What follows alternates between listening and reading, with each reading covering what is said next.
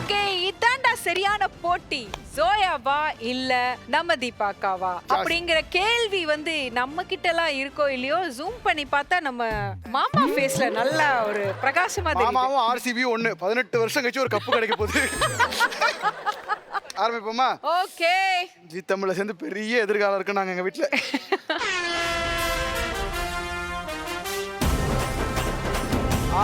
Madam. Okay. Count பண்ணிக்கோங்கப்பா. Count தான் பண்ண வேண்டாம். நான் தோத்துவான். எனக்கு வேண்டாம். ஆமா, யாரை ஏமாத்த பாரு.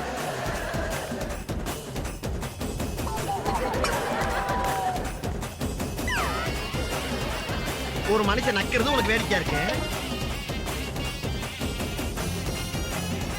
ரிஸ்க் எடுக்கலாம் எனக்கு ரஸ்க் சாப்பிடுற மாதிரி.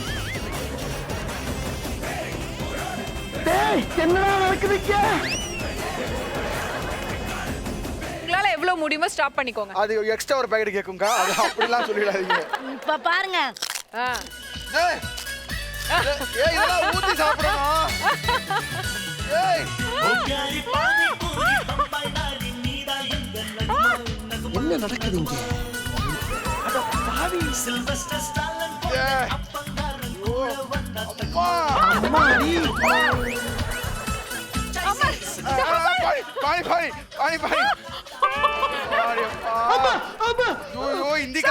இந்திக்காரங்களாம் ஊருக்கு போறாங்க மேடம். திருப்பி இப்படி எல்லாம் பண்ணாதீமா. ஒரு புருஷனுக்காக மேடம், ஒரு புருஷனுக்காக எங்க அக்கா பாருங்க. அவ்வளவு எல்லாம் ஒருத்தலமா.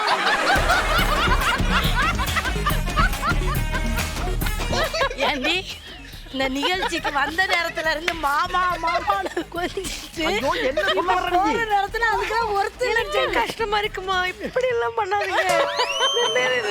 ஆனா இவ வந்து ஒரு 3 கூட சாப்பிட்டிருக்க மாட்டா. நீங்க ஒரு 35க்கு மேல சாப்பிட்டீங்களே. வாவ். நிஜமாவே நீங்க தூத்துக்குடி மக்களுக்கு ஒரு பெருமை.